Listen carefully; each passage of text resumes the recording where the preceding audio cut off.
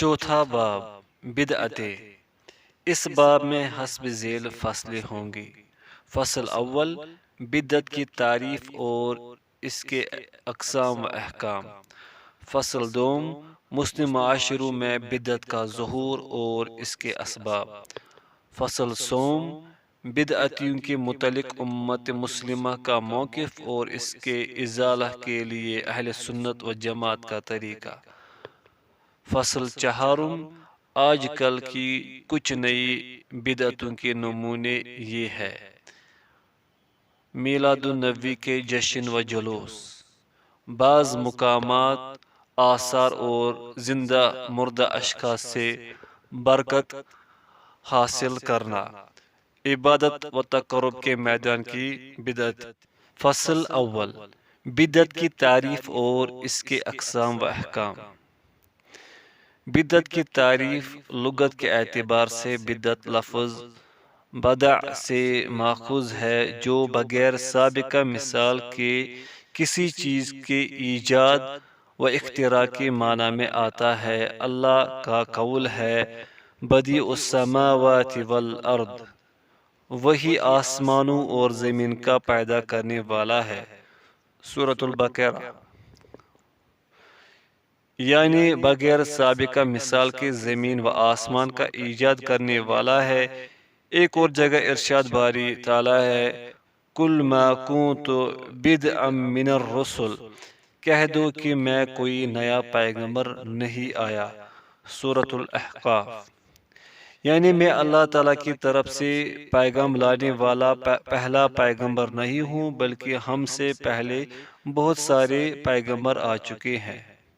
عام بول چال میں کہا جاتا ہے فلاں شخص نے فلاں بدعت ایجاد کی جو پہلے کبھی نہ تھی۔ بدعت کی دو قسمیں ہیں: عادات و اطوار کی بدعت، جیسے نئی ایجادات و اختراعات کی بدعت۔ یہ بدعت جائز ہے اس لیے کہ عادات و اطوار کے اندر اصل مباح و حلال ہے۔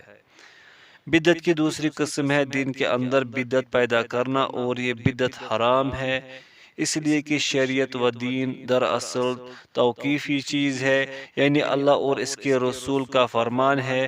رسول اللہ صلی اللہ علیہ وسلم کا ارشاد ہے: جو ہمارے اس معاملہ میں ایسی نئی بات پیدا کر لے جس کی بنیاد اس میں نہ ہو، وہ مردود ہے۔ صحیح البخاری، صحیح مسلم۔ ایک اور روایت کے الفاظ ہے: جو کوئی ایسا عمل کرے جس پر ہمارا معاملہ دین نہیں، وہ مردود ہے۔ صحیح البخاری۔ دین میں بدعت کی بھی دو قسمیں ہیں۔ پہلی قسم قولی و اعتقادی بدعت، جیسے جہمیہ، معتزلہ، روافض اور تمام گمراہ فرقوں کے اقوال و تحریریں اور ان کے اعتقادات۔ دوسری قسم عبادات کے اندر بدعت، جیسے عبادت کا ایسا طریقہ نکالا جائے جو اسلام میں مشروع نہ ہو۔ اس کی بھی متعدد قسمیں ہیں جو حسب ذیل ہے۔ قسم اول، بدعت کا وجود اصل عبادت میں ہو، جیسے عبادت کا ایسا طریقہ نکالا جائے جس کی شریعت میں کوئی سند نہ ہو، مثلا نئی و غیر مشروع نماز نکالی جائے، غیر مشروع روزہ رکھا جائے، یا نئی عید منائی جائے جیسے عید میلاد وغیرہ۔ قسم دوم، مشروع عبادت میں کسی چیز کا اضافہ کر دیا جائے، جیسے ظہر یا عصر کی نماز میں ایک رکعت بڑھا کر اس کی رکعتیں 5 کر دی جائے وغیرہ۔ قسم سوم، مشروع عبادت کی ادائیگی میں بدعت پیدا کر لی جائے اور غیر مشروع طریقہ پر اسے ادا کیا جائے، جیسے مسنون دعاؤں کو اجتماعی طور پر گا گا کر پڑھا جائے، یا پھر عبادت میں نفس پر اتنی سختی کی جائے کہ رسول اللہ صلی اللہ علیہ وسلم کی سنت کے دائرے سے نکل جائے۔ قسم چہارم، کسی مشروع عبادت کے لیے غیر مشروع وقت کی تعین کی جائے، جیسے یوم عاشورہ کو عبادت کے لیے خاص کر لینا، کسی خاص دن کو روزہ رکھنا اور رات بھر نمازیں پڑھنا وغیرہ، اس لیے کہ نماز بروزہ تو ضرور فرض ہے، لیکن اس کے اوقات مقرر کرنے کے لیے کوئی ٹھوس دلیل چاہیے۔ دین میں بدعت اور اس کے تمام اقسام کا حکم۔ دین میں ہر بدعت حرام و گمراہی ہے۔ رسول اللہ صلی اللہ علیہ وسلم کا ارشاد ہے، نئی باتوں سے بچو، ہر نئی بات بدعت ہے اور ہر بدعت گمراہی ہے۔ ابو داؤد۔ اور ایک جگہ ارشاد گرامی ہے، جو ہمارے اس معاملہ دین میں ایسی نئی بات پیدا کرے جس کی بنیاد اس میں نہ ہو، وہ مردود ہے۔ صحیح بخاری۔ اور ایک روایت کے الفاظ ہے، جو کوئی ایسا عمل کرے جس پر ہمارا دین نہ ہو، وہ مردود ہے۔ صحیح بخاری۔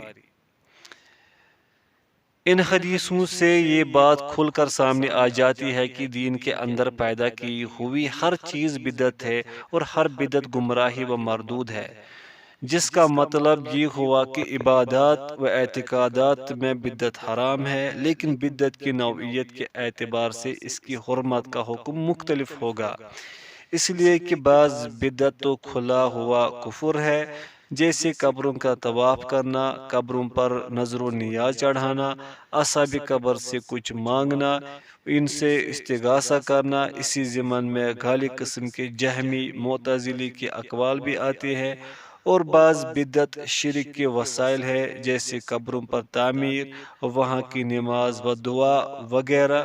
بعض بدعت اعتقادی فسقی درجے میں آتی ہے، جیسے خوارج، قدریہ اور مرجیہ وغیرہ کی بدعت، جو سراسر شریعت کے مخالف بدعتیں ہیں۔ ان میں سے بعض بدعت و معصیت ہے، جیسے ترک دنیا کی بدعت، دھوپ میں کھڑے ہو کر روزہ رکھنے کی بدعت، اور قوت بہ کو ختم کرنے کے لیے آپریشن وغیرہ کی بدعت۔ ایک انتباہ: جو شخص بھی بدعت کی دو قسمیں کرتا ہے، ایک بدعت حسنہ، دوسری بدعت سیئہ، وہ غلطی پر ہے، اور رسول اللہ صلی اللہ علیہ وسلم کے اس قول کی مخالفت کرتا ہے۔ ارشاد ہے، ہر بدعت گمراہی ہے، اس لیے کہ رسول اللہ صلی اللہ علیہ وسلم نے تمام بدعتوں کو گمراہی قرار دیا ہے، جبکہ بعض بدعت کو بدعت حسنہ کہنے والا گویا ہر بدعت کو گمراہی و ضلالت نہیں سمجھتا۔ علامہ حافظ ابن رجب رحمۃ اللہ علیہ شرح الاربعین میں لکھتے ہیں، ترجمہ: رسول اللہ صلی اللہ علیہ وسلم کا یہ قول کہ ہر بدعت گمراہی ہے، بہت ہی جامع ترین کلمہ ہے، جس سے کوئی بدعت نہیں نکل سکتی۔ یہ دین کا بہت ہی بنیادی قاعدہ ہے۔ یہ رسول اللہ صلی اللہ علیہ وسلم کے دوسرے قول کے مطابق ہے، جس میں آپ نے فرمایا، جو ہمارے اس معاملہ دین میں ایسی نئی بات پیدا کرے جس کی بنیاد اس میں نہ ہو، وہ مردود ہے۔ لہذا ہر نئی چیز جسے دین کی طرف منسوب کی جائے گی اور دین میں اس کی کوئی اصل نہ ہوگی، اس کی گمراہی و ضلالت میں کوئی شک نہیں، اور دین اس سے بری ذمہ ہے، چاہے اس میں اعتقادی مسائل ہوں یا ظاہری و باطنی اقوال و اعمال۔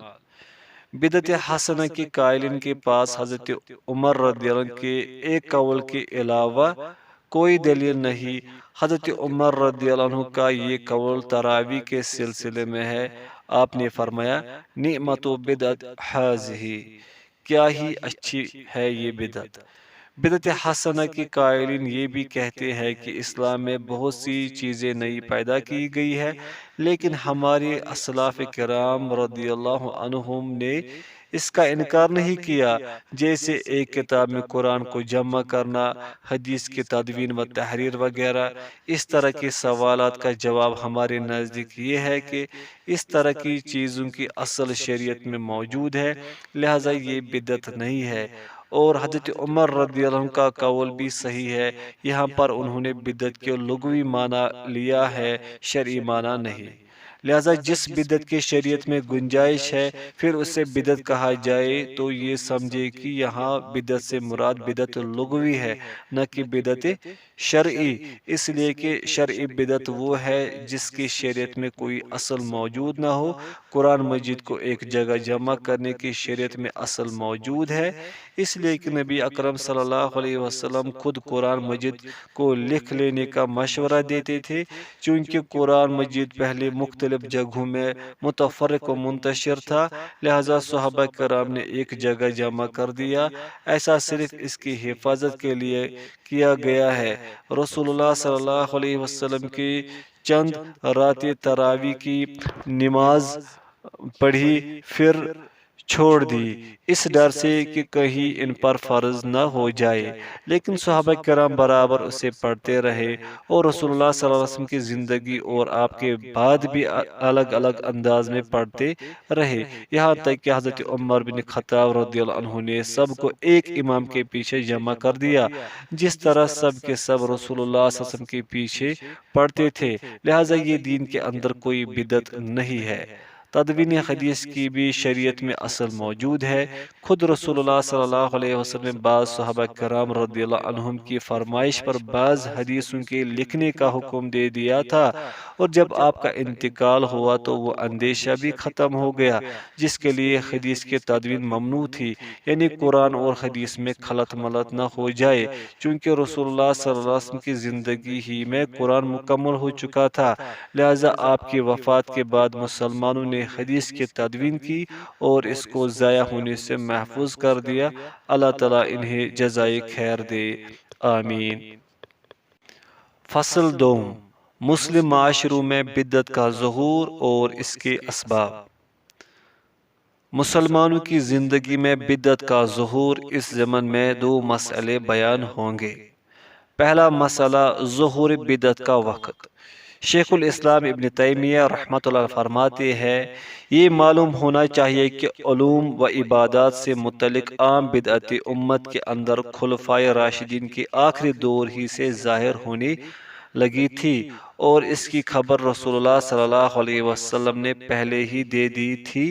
آپ صلی اللہ علیہ وسلم کا ارشاد گرامی ہے، ترمذی، تم میں سے جو زندہ رہے گا اسے بہت سارے اختلافات نظر آئیں گے، لہٰذا ایسے وقت میں میری سنت اور ہدایت یافتہ خلفائے راشدین کی سنت و طریقہ کو مضبوطی سے تھامے رکھنا۔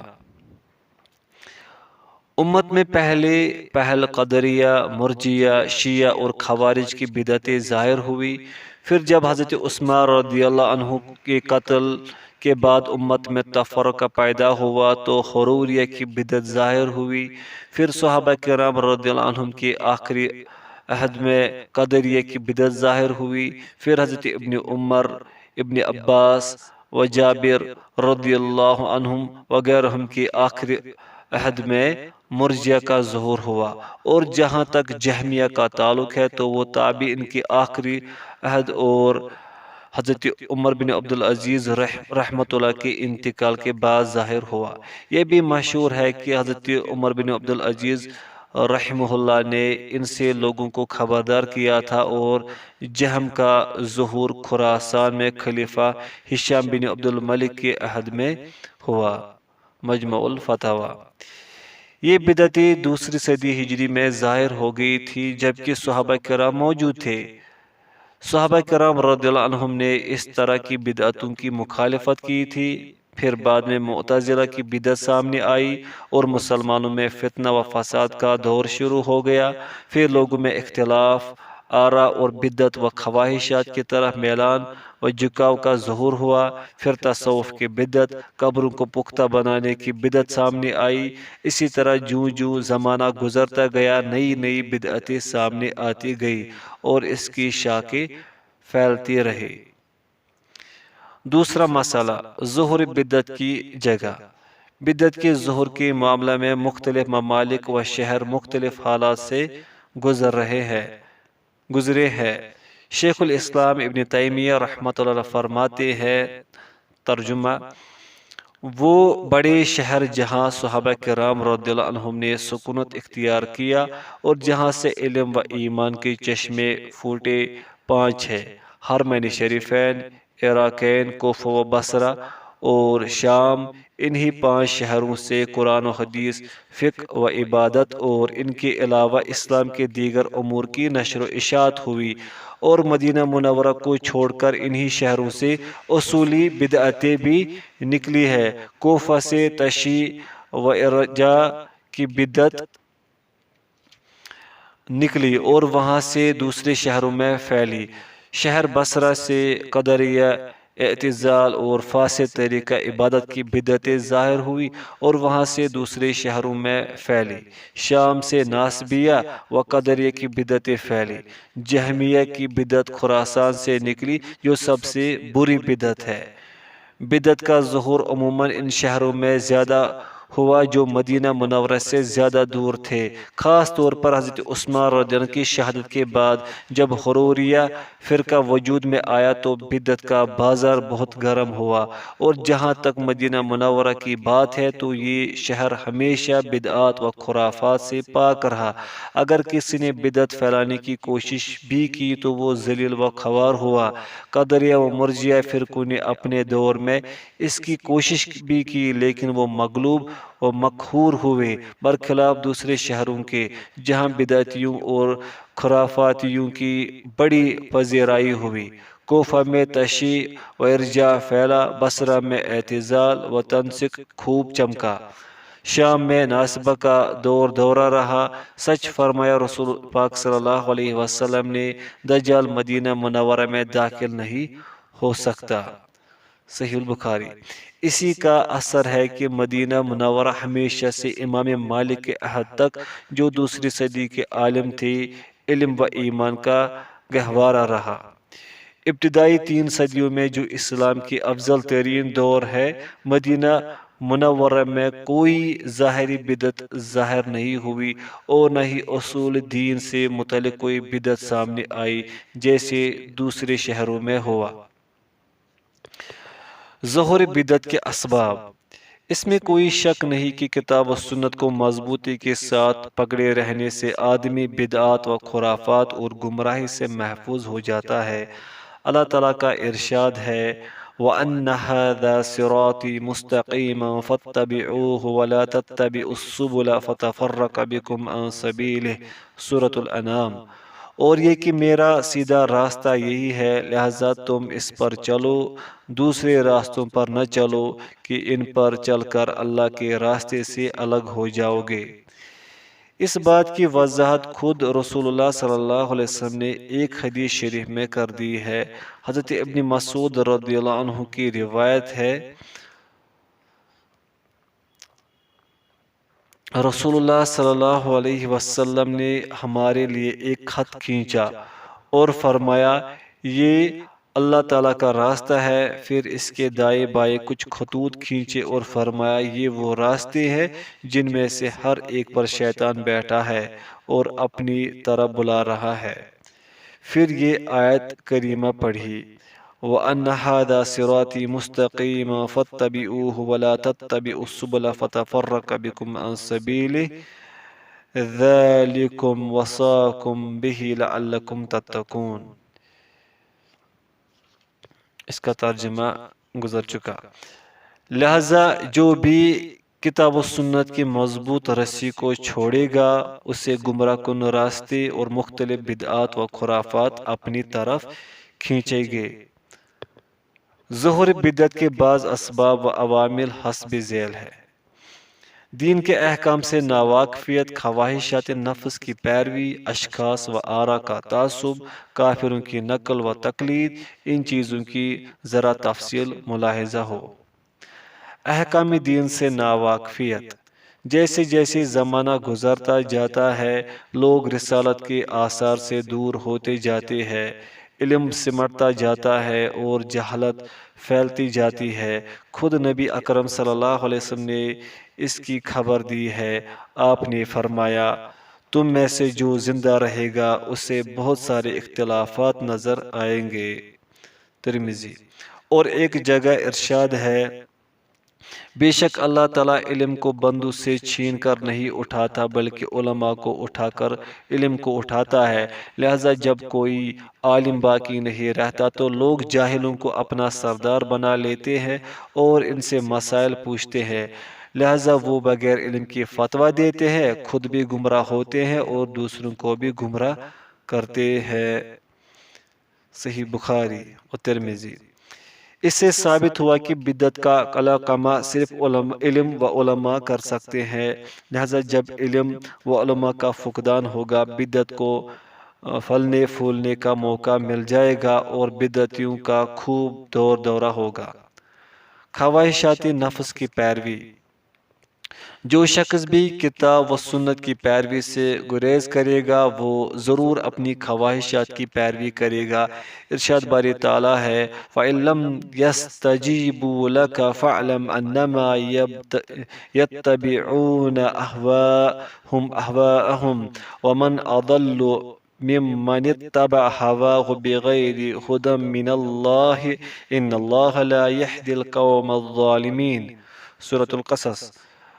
پھر اگر یہ تمہاری بات قبول نہ کرے تو جان لو کہ یہ صرف اپنی خواہشات کی پیروی کرتے ہیں، اور اس سے زیادہ کون گمراہ ہوگا جو اللہ کی ہدایت کو چھوڑ کر اپنی خواہش کے پیچھے چلے۔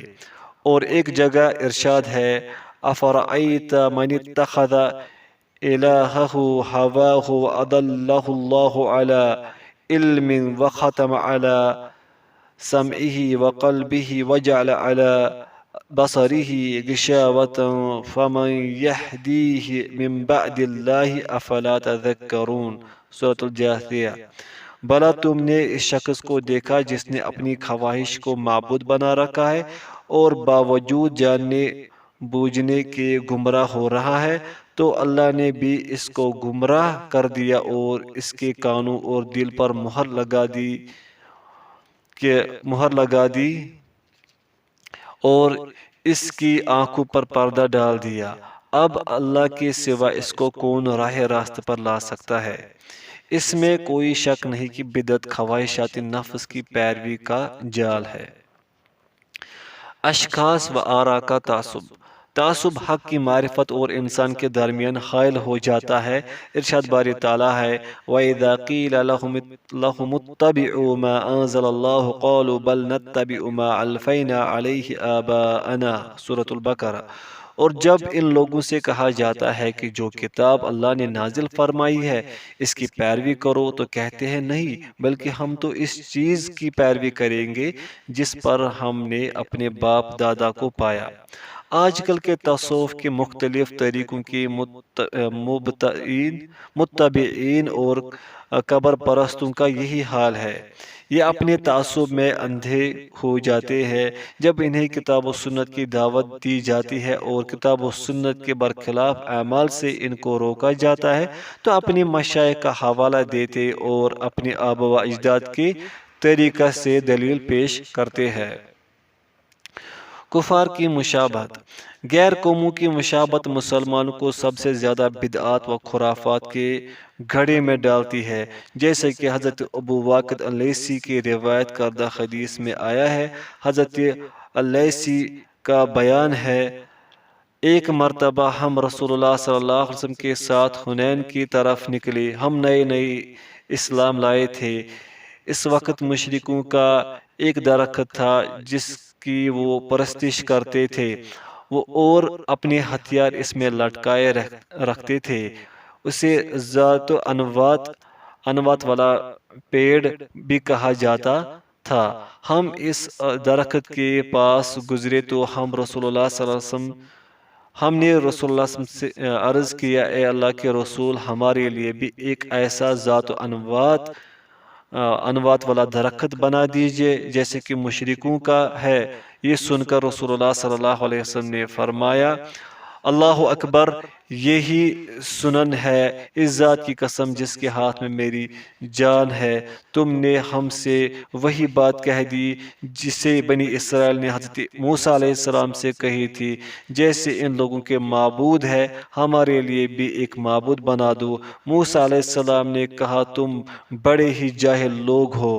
اس کے بعد رسول اللہ صلی اللہ علیہ وسلم نے فرمایا تم ضرور اپنے سے پہلے لوگوں کے طریقوں پر چلو گے۔ اس حدیث میں صاف طور پر بیان کر دیا گیا ہے کہ تشبہ بالکفار ہی نے بنی اسرائیل کو اس گندے سوال پر ابھارا تھا کہ ان کے لیے بھی ایک صنم کا بندوبست کیا جائے تاکہ وہ اس کی عبادت کرے۔ اسی چیز نے بعض صحابہ کو رسول اللہ صلی اللہ علیہ وسلم سے یہ سوال کرنے پر مجبور کیا کہ ان کے لیے ایک درخت کا انتخاب کیا جائے جس سے وہ تبرک حاصل کرے۔ آج بھی مسلمانوں کا یہی حال ہے۔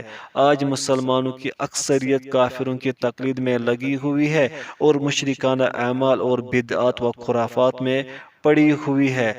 بڑے دھوم دھام سے برتھ ڈے منایا جاتا ہے، مخصوص اعمال کے لیے دن اور ہفتے منائے جاتے ہیں، مختلف دینی مناسبتوں اور یادگار کے موقعوں پر جلسے جلوس منعقد کیے جاتے ہیں، مجسمے اور یادگاری علامتیں نصب کیے جاتے ہیں، مجلس ماتم منعقد کی جاتی ہے، پھر جنازوں کی بدعت مستزاد ہے، قبروں کو پختہ بنانا اور قبروں پر تعمیر کرنا عام رواج پا گیا ہے۔ فصل سوم، بدعتیوں سے متعلق امت مسلمہ کا موقف اور اس کے ازالہ کے لیے اہل سنت و جماعت کا طریقہ۔ بدعتیوں سے متعلق اہل سنت و جماعت کا طریقہ۔ اہل سنت و جماعت برابر بدعتیوں کا جواب دیتے چلے آ رہے ہیں اور ان کی بدعات و خرافات پر شدت سے نکیر کر رہے ہیں اور انہیں شرک و بدعت سے روک رہے ہیں، جس کے چند نمونے ملاحظہ ہو۔ الف، حضرت ام الدرداء رضی اللہ عنہا فرماتی ہیں ایک مرتبہ حضرت ابو الدرداء بڑے غصے کی حالت میں گھر میں داخل ہوئے۔ میں نے پوچھا کیا ہوا؟ کہنے لگے کہ اللہ کی قسم آج مسلمانوں میں رسول اللہ صلی اللہ علیہ وسلم کے عہد کی کوئی چیز نہیں ہے سوائے اس کے کہ وہ باجماعت نماز پڑھتے ہیں۔ با، حضرت عمر بن یحییٰ بیان کرتے ہیں کہ میں نے اپنے والد کو اور انہوں نے اپنے والد کو یہ حدیث بیان کرتے ہوئے سنا ہے کہ ہم ظہر کی نماز سے پہلے عبداللہ بن مسعود رضی اللہ عنہ کے دروازے کے پاس بیٹھا کرتے تھے، جب وہ نکلتے تھے تو ان کے ساتھ مسجد کی طرف چل پڑتے تھے۔ ایک دن حضرت ابو موسیٰ الاشعری رضی اللہ عنہ تشریف لائے اور پوچھا کیا ابو عبد الرحمن نکل چکے ہیں؟ ہم نے کہا نہیں، وہ ہمارے ساتھ بیٹھ گئے یہاں تک کہ ابو عبد الرحمن نکل آئے۔ جب وہ نکلے تو ہم سب مل کر ان کی طرف بڑھے۔ انہوں نے کہا، ترجمہ، اے ابو عبد الرحمن، ہم نے تھوڑی دیر پہلے مسجد میں ایک نئی چیز دیکھی ہے، میرے خیال میں وہ الحمدللہ اچھی ہی ہوگی۔ انہوں نے پوچھا وہ کیا ہے؟ انہوں نے جواب دیا اگر تم زندہ رہو گے تو خود ہی دیکھ لو گے۔ اس نے کہا میں نے مسجد میں ایک ایسی جماعت کو دیکھا جو حلقہ بنائے بیٹھی تھی اور نماز کا انتظار کر رہی تھی۔ ہر حلقہ میں ایک شخص نمایاں ہوتا ہے اور سب کے ہاتھ میں کنکریاں ہے۔ نمایاں شخص کہتا ہے 100 مرتبہ تکبیر کہو تو وہ لوگ 100 مرتبہ تکبیر کہتے ہیں، پھر وہ کہتا ہے 100 مرتبہ لا الہ الا اللہ پڑھو تو وہ 100 مرتبہ لا الہ الا اللہ پڑھتے ہیں، پھر وہ کہتا ہے 100 مرتبہ سبحان اللہ پڑھو تو وہ 100 مرتبہ سبحان اللہ پڑھتے ہیں۔ انہوں نے کہا تم نے ان سے کیا کہا؟ جواب دیا میں نے ان سے کچھ نہیں کہا، اس میں آپ کی رائے کا انتظار ہے یا آپ کے حکم کا انتظار ہے۔ انہوں نے کہا انہیں اس بات کا حکم کیوں نہیں دیا کہ وہ اپنی غلطیوں کا شمار کرے اور ان کی نیکیوں کی ضمانت ہے کہ وہ ضائع نہیں ہوں گے۔ پھر وہ جانے لگے اور ہم بھی ان کے ساتھ ہو لیے، یہاں تک کہ ان حلقوں میں سے ایک حلقہ کے پاس آئے اور وہاں کھڑے ہو کر کہا یہ تم کیا کر رہے ہو جسے ہم دیکھ رہے ہیں؟ ان لوگوں نے کہا اے ابو عبد الرحمن یہ کنکریہ ہے جس کے ذریعے ہم تکبیر و تحلیل تسبیح و تحمید کا شمار کرتے ہیں۔ یہ سن کر انہوں نے کہا اپنے گناہوں کو یاد کرو، میں تمہارا ضامن ہوں کہ تمہاری حسنات ضائع نہیں ہوں گے۔ تمہیں کیا ہو گیا ہے اے محمد کی امت، اتنی جلدی ہلاکت کی طرف کیوں بڑھ رہی ہے؟ آج صحابہ کرام کافی تعداد میں موجود ہے۔ آج رسول اللہ صلی اللہ علیہ وسلم کے کپڑے بھی پرانے نہیں ہوئے، ان کے برتن ابھی اسی طرح صحیح سالم ہے۔ اس ذات کی قسم جس کے ہاتھ میں میری جان ہے، کیا تمہارا طریقہ محمد صلی اللہ علیہ وسلم کے طریقہ سے زیادہ اچھا ہے، یا تم گمراہیوں کا دروازہ کھولنے والے ہو؟ ان لوگوں نے کہا اللہ کی قسم اے ابو عبد الرحمن، ہماری نیت تو بلائی و خیر کی ہی ہے۔ اس پر انہوں نے کہا بہت سے خیر کے طلبگار ہوتے ہیں لیکن وہ خیر تک نہیں پہنچ پاتے ہیں۔ رسول اللہ صلی اللہ علیہ وسلم نے فرمایا کچھ لوگ ایسے ہوں گے جو قرآن پڑھ رہے ہوں گے لیکن قرآن ان کے حلق سے نیچے نہیں اترے گا۔ اللہ کی قسم شاید ان میں کہ اکثر تم ہی میں سے ہے۔ پھر ان کے پاس سے ہٹ گئے۔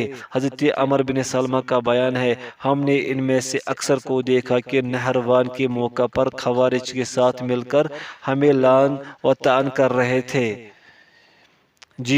ایک مرتبہ ایک شخص امام مالک بن انس رحمۃ اللہ علیہ کے پاس آیا اور عرض کیا کس جگہ سے احرام باندھوں؟ آپ نے کہا کہ میقات سے، جہاں سے رسول اللہ صلی اللہ علیہ وسلم سے احرام باندھا تھا۔ اس شخص نے کہا اگر میں وہاں سے پہلے ہی احرام باندھ لوں تو امام مالک رحمہ اللہ نے کہا میرے خیال میں یہ صحیح نہیں۔ اس نے کہا اس میں ناپسندیدگی کی کیا بات ہے؟ امام مالک رحمۃ اللہ نے کہا اصل میں تمہارے لیے فتنہ کو پسند نہیں کرتا۔ اس نے کہا کہ زیادہ سے زیادہ خیر حاصل کرنے میں کون سا فتنہ ہے؟ امام مالک نے کہا اللہ تعالیٰ کا فرمان ہے فَلْيَحْذَرِ الَّذِينَ يُخَالِفُونَ عَنْ أَمْرِهِ أَن تُصِيبَهُمْ فِتْنَةٌ أَوْ يُصِيبَهُمْ عَذَابٌ عَلِيمٌ۔ سورۃ النور۔ جو لوگ ان کے حکم کی مخالفت کرتے ہیں ان کو ڈرنا چاہیے کہ ایسا نہ ہو کہ ان پر کوئی آفت آ جائے یا تکلیف دینے والا عذاب نازل ہو۔ اس سے بڑا فتنہ کیا ہو سکتا ہے کہ تمہارے لیے ایک ایسی فضیلت مخصوص کی جائے جس سے رسول اللہ صلی اللہ علیہ وسلم ناآشنا تھے۔ یہ ایک نمونہ ہے۔ ہمارے علماء کرام برابر بدعتیوں کی حرکتوں پر نکیر کرتے آئے ہیں اور آج بھی کر رہے ہیں، الحمدللہ علی ذالک۔ اہل بدعت کا جواب دینے میں اہل سنت و جماعت کا طریقہ۔ اس سلسلے میں اہل سنت کا منہج و طریقہ کتاب و سنت پر مبنی ہے۔ یہ بہت ہی مدلل و مسکت طریقہ ہے۔ پہلے بدعتیوں کی شبہات کا تذکرہ کیا جاتا ہے، پھر ان کی بے بنیاد دلائل کو توڑا جاتا ہے۔ کتاب و سنت کے دلائل کے ساتھ انہیں بتایا جاتا ہے کہ سنت کو مضبوطی کے ساتھ پکڑنا فرض ہے اور شرک و بدعت اور دین میں نئی نئی چیزیں پیدا کرنا حرام ہے۔ اس موضوع پر بے شمار کتابیں لکھی جا چکی ہے۔ عقائد کی کتابوں میں شیعہ، خوارج، جہمیہ، معتزلہ، اشاعرہ کا جواب دے دیا گیا ہے، جیسے کہ امام احمد رحمہ اللہ نے جہمیہ کے خلاف ایک کتاب لکھی ہے۔ ان کے علاوہ دوسرے علماء کرام نے اس موضوع پر بہت کچھ لکھا ہے، جیسے عثمان بن سعید الدارمی، امام ابن تیمیہ، ان کے شاگرد علامہ ابن قیم، شیخ محمد بن عبد الوہاب وغیرہ رحمہم اللہ۔ ان لوگوں نے صوفیہ، قبر پرستوں اور دیگر گمراہ فرقوں کے جوابات دیے ہیں۔ بدعت کے خلاف جو کتابیں لکھی گئی ہے وہ بہت زیادہ ہے۔ ان میں سے بعض قدیم کتابوں کا تذکرہ ذیل میں کیا جا رہا ہے۔ کتاب الاعتصام للامام شاطبی، کتاب اقتضاء الصراط المستقیم لشیخ الاسلام ابن تیمیہ رحمۃ اللہ علیہ۔ اس میں بدعتیوں پر بہت اچھی بحث کی گئی ہے۔ کتاب کا اچھا خاصا حصہ بدعت پر ہی ہے۔ کتاب انکار الحوادث والبدع لابن وضاح، کتاب الحوادث والبدع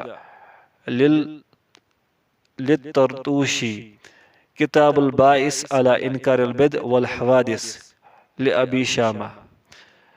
چند جدید کتابیں: کتاب الابتداء فی مدار الابتداء للشیخ علی محفوظ، کتاب السنن والمبتدعات المتعلقہ بالاذکار والصلوات للشیخ محمد احمد شقیری الحوامدی، رسالۃ التحذیر من البدع للشیخ عبدالعزیز ابن باز۔ الحمدللہ آج بھی علماء کرام کی ایک بڑی جماعت بدعت کی کلا کما اور بدعتیوں کو راہ راست پر لانے میں لگی ہوئی ہے، اور رسائل و جرائد، ریڈیو و ذرائع ابلاغ، خطبہ جمعہ، سیمیناروں اور کانفرنسوں کے ذریعے اس میدان میں کام کر رہے ہیں، جس کا مسلمانوں کو بیدار کرنے اور بدعت کے ازالہ اور بدعتیوں کو راہ راست پر لانے میں بڑا اثر ہے۔ فصل چہارم، آج کل کی کچھ نئی بدعتوں کے نمونے یہ ہے: میلاد شریف کے جشن و جلوس، بعض آثار و مقامات و مردوں سے تبرک، عبادات و تقرب کے میدان کی بدعتیں۔ چند وجوہات کی بنا پر عصر حاضر میں بدعتیں بہت ہی زیادہ فروغ پا گئی ہے۔ ان وجوہات میں سب سے بڑی وجہ جہالت ہے، پھر قرن اول سے اس زمانے کی دوری، پھر بدعت کی طرف بلا کر اور سنت کی مخالفت کر کے پیٹ پالنے والے مولویوں کی کثرت، پھر غیر مسلم اقوام و ملل کی عادات و اطوار اور شعائر و روایات کی تقلید بھی اس کی ایک بڑی وجہ ہے۔ سچ فرمایا تھا رسول اللہ صلی اللہ علیہ وسلم نے، تم گزشتہ قوموں کے طریقوں کی اتباع ضرور کرو گے۔ صحیح البخاری۔ ماہ ربیع الاول میں میلاد نبوی کے جشن و جلوس۔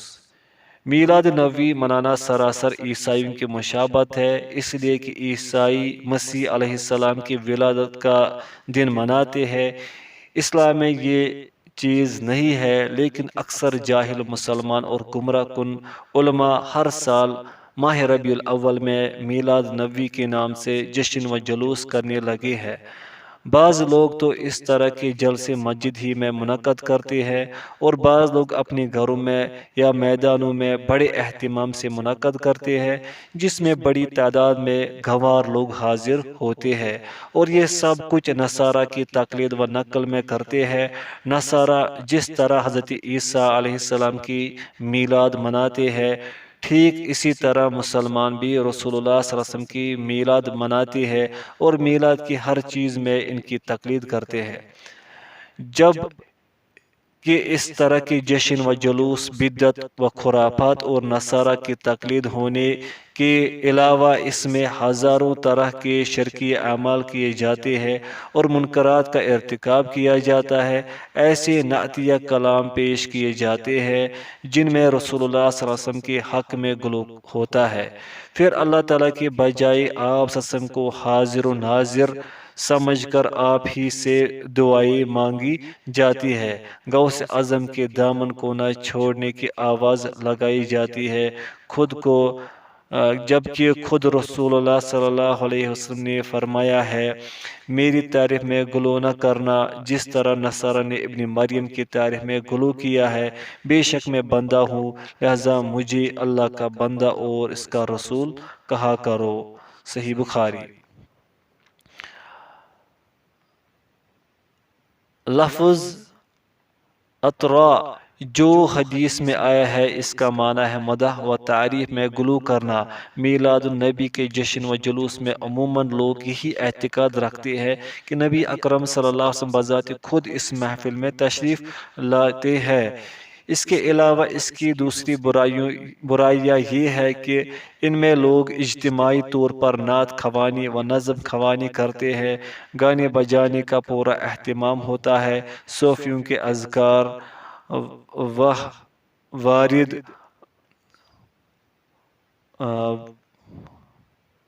و اوراد پڑھتے جاتے ہیں، مختلف بدعتوں کا ارتکاب کیا جاتا ہے، اس میں مرد و زن کا اختلاط بھی ہوتا ہے جس سے فتنہ فساد پیدا ہوتا ہے، لوگوں کے فواحش میں پڑنے کا پورا خطرہ رہتا ہے۔ اگر یہ محفلیں تمام برائیوں سے پاک بھی ہو تو بھی لوگوں کا اس بات کے لیے جمع ہونا، اجتماعی طور پر کھانا پینا، خوشی و مسرت کا اظہار کرنا ایک بدعت ہے اور دین میں ایک نئی چیز ایجاد کرنا ہے، جبکہ حدیث شریف کے الفاظ ہے ہر نئی چیز بدعت ہے اور ہر بدعت گمراہی ہے، اور آہستہ آہستہ اس طرح کے جلسوں میں منکرات و برائیوں کا در آنا یقینی بات ہے، جیسے کہ عموماً ہوتا ہے۔ میلاد النبی منانا میرے نزدیک ایک بدعت ہے، اس لیے کہ کتاب و سنت، سلف و صالحین اور خیر القرون میں اس کی کوئی مثال نہیں ملتی۔ یہ 4 صدی ہجری کی پیداوار ہے، شیعہ فاطمیوں نے اسے ایجاد کیا ہے۔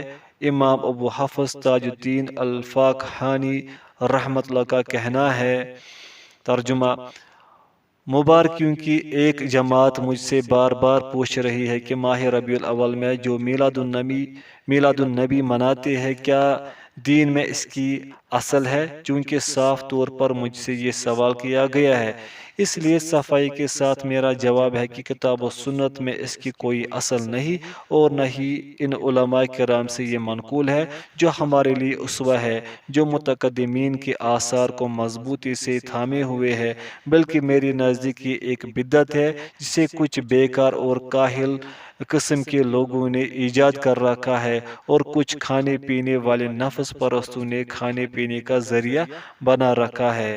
اس سلسلے میں شیخ الاسلام ابن تیمیہ رحمۃ اللہ لکھتے ہیں، ترجمہ: آج کل جس طرح لوگ میلاد شریف مناتے ہیں، یا تو نصارہ کی تقلید یا مقابلہ میں مناتے ہیں، اس لیے کہ نصارہ حضرت عیسیٰ کا یوم ولادت مناتے ہیں، یا پھر رسول اللہ صلی اللہ علیہ وسلم کی محبت و تعظیم میں مناتے ہیں، جبکہ نبی کریم صلی اللہ علیہ وسلم کی تاریخی پیدائش میں مورخین اور سیرت نگاروں کے مابین اختلاف ہے۔ اس طرح کی میلاد ہمارے سلف صالحین نے کبھی نہیں منائی۔ اگر یہ خبر خیر و بلائی کی چیز ہوتی تو ہمارے اسلاف کرام ضرور ایسا کرتے، اس لیے کہ وہ ہم سے زیادہ رسول اللہ صلی اللہ علیہ وسلم کی تعظیم کرنے والے اور آپ سے محبت کرنے والے تھے۔ وہ تو آپ کے احکام کی پیروی اور ایک ایک سنت کو زندہ کرنے کے لیے مر مٹتے تھے۔ وہ ہم سے زیادہ نیکی کے حریص تھے، یہ اس لیے کہ آپ سے محبت و تعظیم کا ذریعہ وہ آپ کی پیروی و اتباع، آپ کی سنتوں کے احیاء، دین اسلام کے فروغ اور دل و زبان اور ہاتھ سے جہاد کو ہی سمجھتے تھے۔ یہ طریقہ سابقین اولین مہاجرین و انصار اور ان کے سچے متبعین کا تھا۔ اس بدعت کی رد میں متعدد کتب و رسائل لکھے گئے ہیں، پہلے بھی اور موجودہ دور میں بھی۔ اصل میں میلاد شریف ایک بدعت ہونے کے علاوہ دوسرے اولیاء و صالحین کی یوم ولادت، برتھ ڈے منانے کے راستہ کو کھول دیتی ہے، جس سے شر و فساد کے مختلف دروازے کھل جاتے ہیں۔ بعض مقامات، آثار اور زندہ مردہ اشخاص سے برکت حاصل کرنا۔ مخلوق سے برکت حاصل کرنا بھی ایک سنگین بدعت ہے جو آج کل بہت زوروں پر ہے۔ دراصل یہ بت پرستی کی ایک قسم ہے، ایک ایسا جال ہے جس سے بہت سے مفاد پرست حضرات سیدھے سادے لوگوں کو پھانس کر اپنا پیٹ پالتے ہیں۔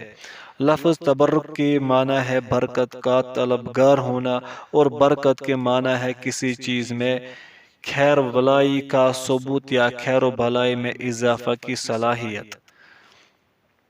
خیر و بلائی کی طلب یا اس میں اضافہ کی خواہش اسی ذات سے درست ہے جو اس کا مالک اور اس پر قادر ہو، اور وہ سوائے اللہ سبحانہ کے کون ہو سکتا ہے؟ وہی ذات بابرکت ہے جو برکت کو نازل فرماتی ہے، اسے ثابت رکھتی ہے۔ جہاں تک مخلوق کی بات ہے، وہ برکت عطا کرنے یا اس کو پیدا کرنے اور اس کو باقی و ثابت رکھنے پر قادر نہیں۔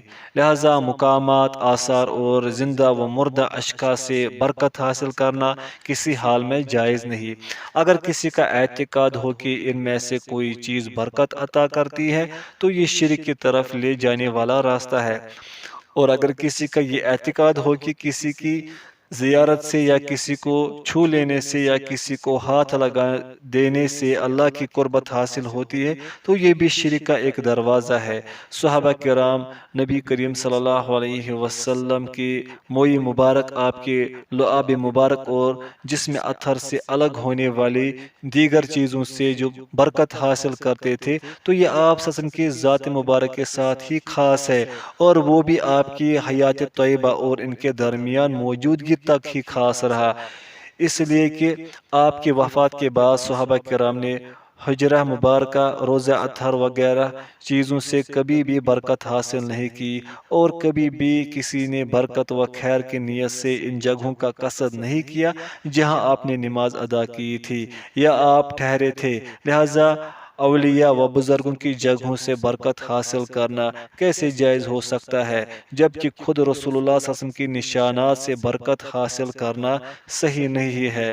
اسی طرح آپ صلی اللہ علیہ وسلم کے انتقال کے بعد کسی صحابی نے برکت نہیں حاصل کی، کسی صحابی کے بارے میں یہ ثابت نہیں کہ اس نے غار حرا جا کر نماز پڑھی یا دعا مانگی ہو، اور نہ ہی کوہ طور پر گئے ہو جہاں کہ اللہ تعالیٰ نے حضرت موسیٰ علیہ السلام سے بات کی تھی تاکہ وہاں نماز ادا کرے، اور نہ ہی ان کے علاوہ دیگر ان مقامات و پہاڑوں پر گئے ہوں جن کے بارے میں مشہور ہے کہ وہ انبیاء کے نشانات ہے، اور نہ ہی کسی نبی کی تعمیر کردہ عمارت و نشانی پر گئے ہوں۔ اسی طرح مسجد نبوی کی وہ جگہ جہاں آپ صلی اللہ علیہ وسلم ہمیشہ نماز ادا فرماتے تھے، اس کے متعلق ہمارے اسلاف میں سے کسی کے بارے میں یہ ثابت نہیں کہ انہوں نے اسے چھوا ہو، اس کو بوسہ دیا ہو، اور مکہ مکرمہ میں جہاں آپ نماز ادا فرماتے تھے وہاں کے بارے میں بھی ایسا کچھ کیا ہو۔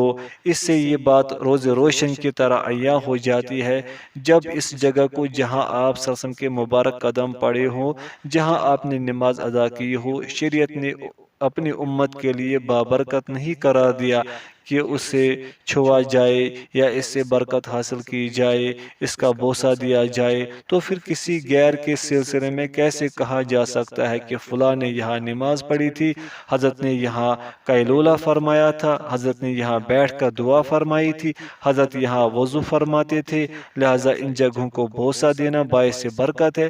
تمام علماء دین اور امت کے صالح افراد کو معلوم ہے کہ اس طرح کا کوئی عمل آپ صلی اللہ علیہ وسلم کی شریعت میں سے نہیں ہے۔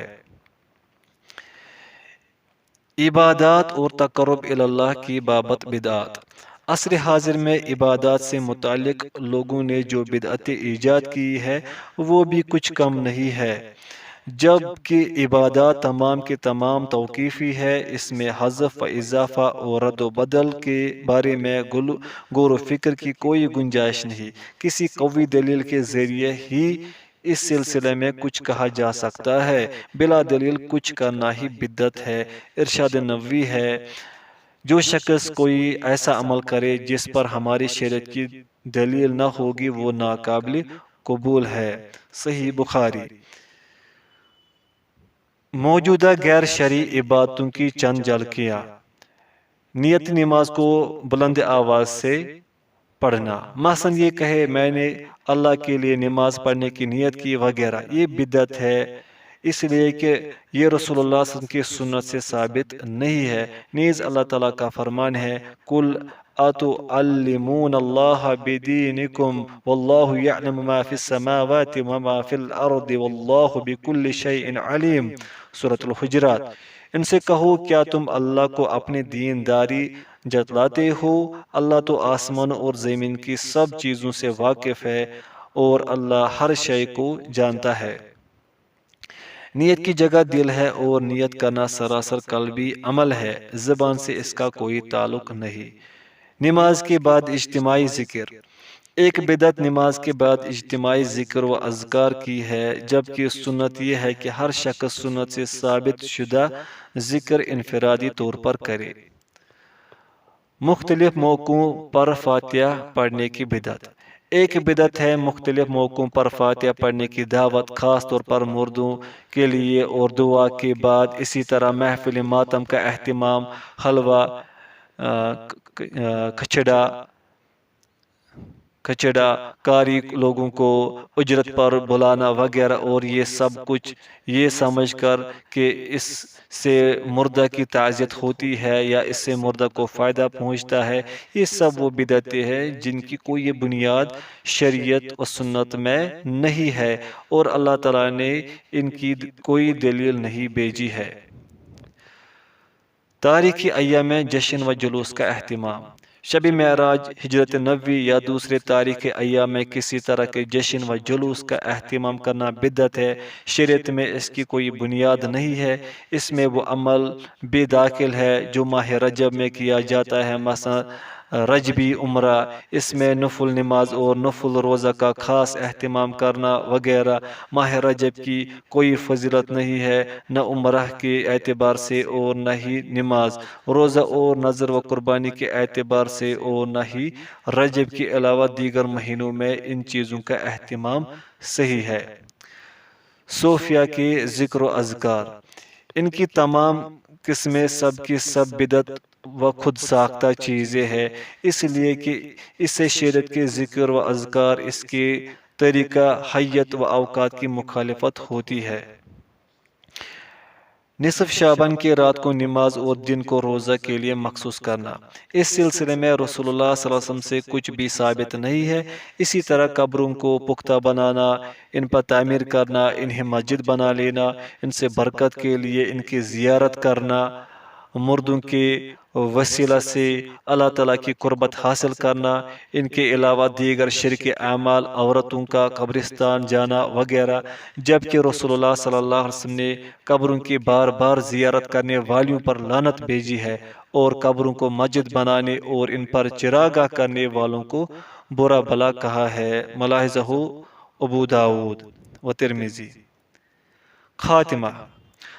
آخر میں ہم یہی کہیں گے، بدعت فکر کی پیداوار ہے، یہ دین میں وہ اضافہ ہے جسے نہ اللہ تعالیٰ نے مشروع فرمایا ہے اور نہ ہی اس کے رسول صلی اللہ علیہ وسلم نے۔ بدعت گناہ کبیرہ سے بدتر ہے اور بدعت سے شیطان اتنا خوش ہوتا ہے جتنا کہ کبیرہ گناہ سے خوش نہیں ہوتا، اس لیے کہ گناہ گار گناہ کے ارتکاب کے بعد غلطی کا احساس ہوتے ہی توبہ کر لیتا ہے، جبکہ ایک بدعتی بدعت کا مرتکب ہوتے وقت سمجھتا ہے کہ یہ دینی کام ہے، پھر اس سے اللہ کا تقرب حاصل کرنے کی کوشش کرتا ہے، لہذا اسے توبہ کی کوئی ضرورت محسوس نہیں ہوتی۔ بدعت کی احیا سے سنت مٹتی ہے اور بدعتی کے نزدیک سنت ناپسندیدہ چیز بن جاتی ہے، یہی سے وہ اہل سنت سے نفرت کرنے لگتا ہے۔ اسی طرح بدعت بندہ کو اللہ تعالیٰ سے دور کر دیتی ہے، اس کے غضب کو دعوت دیتی ہے، دل میں فساد و زیغ و ضلال کا باعث بنتی ہے۔ بدعتیوں سے ہمارا کیا سلوک ہو؟ بدعتی سے راہ و رسم پیدا کرنا، اس سے گل مل کر رہنا حرام ہے۔ صرف انہیں راست پر لانے اور سمجھانے اور بدعت کی تردید کے لیے ایسا کیا جا سکتا ہے، اس لیے کہ ان سے گل مل کر رہنے سے برا اثر پڑتا ہے۔ بدعت کی معتدی بیماری دوسروں تک پہنچ جاتی ہے، ان سے جہاں تک ہو سکے بچنا چاہیے، ان کی برائیوں سے دور رہنا چاہیے، اور ایسا اس وقت کیا جائے گا جب ان پر گرفت و پکڑ کی طاقت نہ ہو، ورنہ ان کی گرفت پر قدرت و طاقت کی شکل میں علماء اسلام و امراء حکومت پر واجب ہے کہ بدعت کو پھلنے پھولنے سے سختی کے ساتھ روکے، بدعتیوں پر پابندی لگا دے، ان کو برائی سے باز رکھے، اس لیے کہ اسلام کے لیے وہ زبردست خطرہ ہے۔ اس موقع پر یہ بھی یاد رکھنے کی بات ہے کہ کافر حکومتیں اپنے یہاں بدعتیوں کی بڑی ہمت افزائی کرتی ہے، بدعت کو پھلنے پھولنے پر پورا موقع دیتی ہے، مختلف طریقوں سے ان کی مدد کرتی ہے، اس سے اسلام کا خاتمہ ہوتا ہے اور اس کی صورت بگڑتی ہے۔ ہم اللہ تعالیٰ سے دست و دعا ہے کہ وہ اپنے دین کی مدد فرمائے، اپنے کلمہ کو بلند فرمائے، اپنے دشمنوں کو ذلیل فرمائے۔ درود و سلام ہو نبی اکرم صلی اللہ علیہ وسلم اور آپ کی آل و اولاد اور صحابہ کرام پر۔ وآخر دعوانا ان الحمد للہ رب العالمین۔